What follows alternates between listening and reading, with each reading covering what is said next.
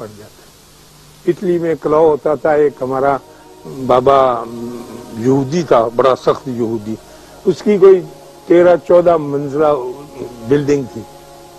सुबह में यूनिवर्सिटी जाता तो वो लेके वाइपर पानी रात की बारिश निकाल रहा होता था, और टाकी फर्श पर जो सड़क है ना, सड़क के ऊपर जो पेवमेंट होती थी पटरी, उसको साफ कर रहा होता। तो मैंने क्लाव से कह रहा करते हैं इतने बड़े आदमी हो, करोड़ों के मालिक। उसने कहा ये मेरा काम है, बड़ा या छोटा नहीं होता इसमें। जब मैंने ये ड्यूटी ले ली है और मैं इस डिसिप्लिन में दाखिल हो गया हूं तो मैं इसमें चलूंगा। और मैंने कहा आप इसमें क्यों चलते हैं? उसने कहा कि ये अंबिया की सिफ्त है, जो अंबिया के दायरे में दाखिल होना चाहता है, एक यहूदी कह रहा है, वो छोटे काम जरूर शुरू करेगा।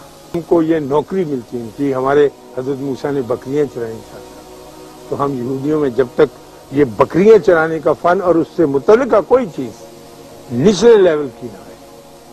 फिर मुझे उसने कहा कि आपके नबी अपने जूता खुद गांठते थे, लगाते थे टांका कमीज को, कपड़े धो लेते थे, रास्ते में झाड़ झंकार साफ करते हो? मैंने कहा नहीं, मुझे तो टांका नहीं लगाना आता, मुझे सिखाया नहीं किसी ने। मुझे कहता था इशफाक लुखिए, तुम टीचर तो बन गए हो, लेकिन बहुत सी चीजें तुम्हें नहीं आती हैं। जब भी करो छोटा काम शुरू करो। अब तुम लेक्चरर हो, कल को प्रोफेसर बन जाओगे।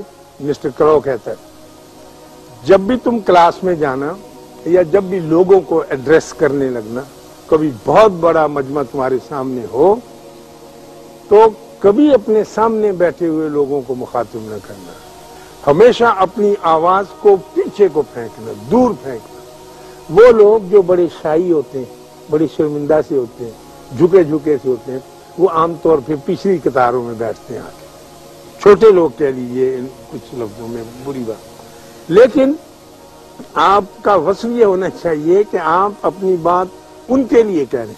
जब छोटों तक पहुंचेगी तो बड़ों तक खुद ब खुद पहुंच जाएगी। तो मैं उसकी इन बातों को कभी भुला नहीं सकता कि छोटी चीज कितनी अहम होती है। फिर अपने बाबा जी के पास आए तो मैंने कलाव की ये बात की, तो उन्होंने कहा कि देखो कुछ हमारी ड्यूटियां होती थी, मसलन ये कि मुझे ये सिखाया गया, मैं सब्जियां तो मैं छील देता था, उसकी प्रैक्टिस दी। तो बाबा जी ने फरमाया सुई में धागा डालना सीखो। अब ये बड़ा मुश्किल काम है, ये खवातीन को अल्लाह ने ऐसा दिया है। मैं कभी एक आंख कानी बंद करता था, कभी दूसरी, वो धागा नहीं उसमें ठीक तरह से आता। लेकिन वो हमारे बाबा जलाल होते थे, हाथ पकड़ के कहते थे। मैंने कहा अच्छा जी धागा डाल लिया, इसका क्या फायदा?